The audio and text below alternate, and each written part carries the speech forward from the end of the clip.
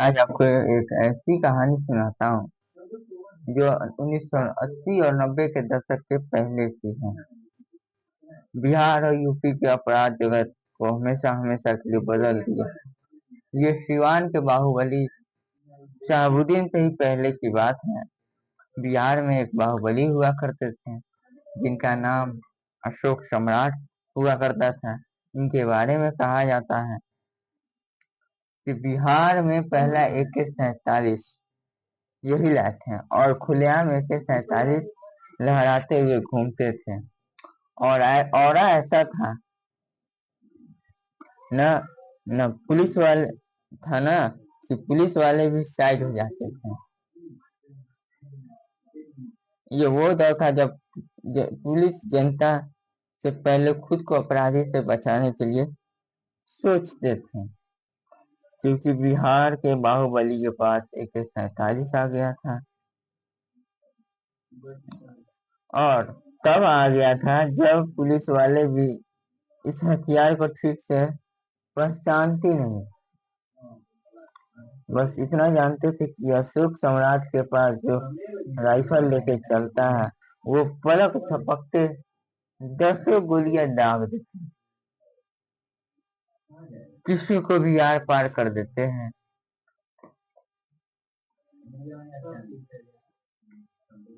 इनकी बात तो छोड़िए, यूपी का जो वो खूंखार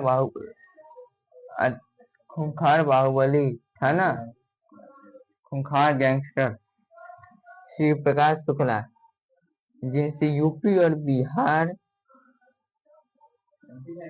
ने आतंक मचा रखा था और बिहार के मंत्री को भी मार दिया था।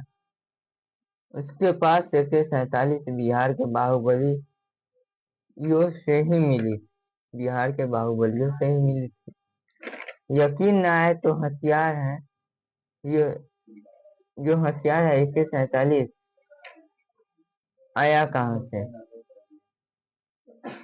बिहार में कई जगह मैंने तो सुना है कि जो हथियार है ना, आसमान से बरसने लगा था।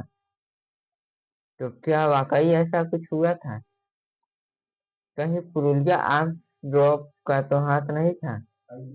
और असल में था क्या पुरुलिया आर्म्स ड्रॉप?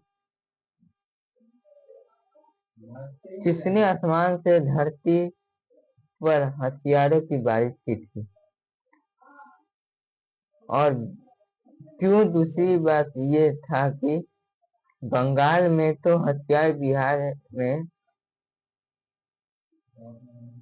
कैसे पहुंचा, जिसमें बिहार के क्राइम को आसमान पर कैसे पहुंचा दिया?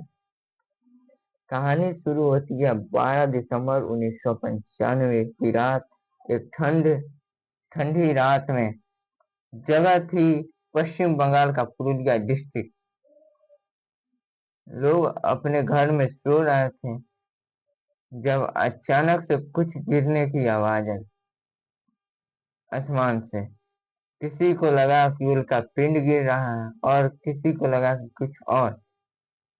जब सुबह लोग उठे तो उन्होंने देखा कि बाहर क्या है। तो देख के होश उड़ गया। खेतों में, तालाबों में और खुले मैदानों में लकड़ी के बक्से गिरे हुए थे। किसी को कुछ समझ नहीं आ रहा था उसमें है क्या,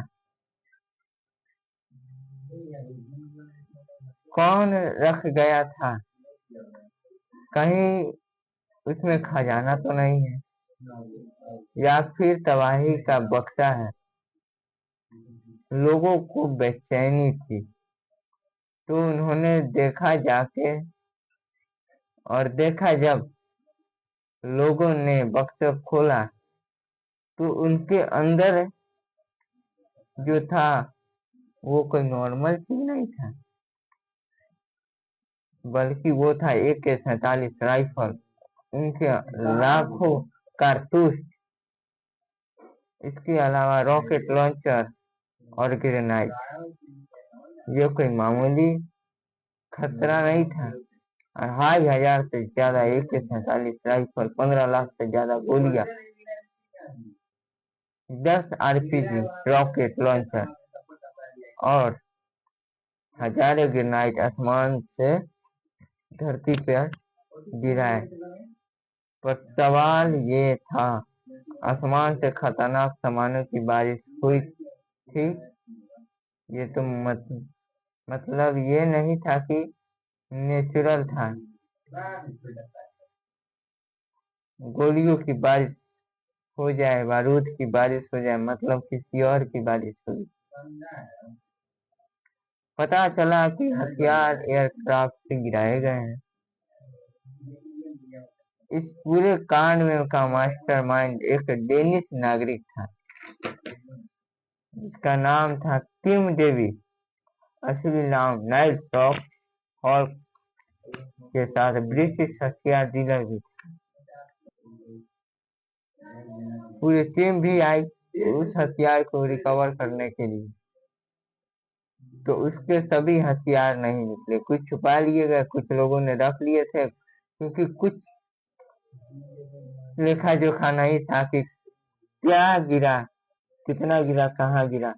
हुआ ये कि इसमें पुलिस की इसमें पहले की पुलिस ड्रॉप वाली जगह पहुंच जाती। गांव के लोगों ने खेतों में बिखरे हुए हथियारों को और बक्सों को तोड़कर हथियार उठाना शुरू कर दिया, लूट मचा दिया था। यही से इस हथियार को देश के अलग अलग हिस्सों में,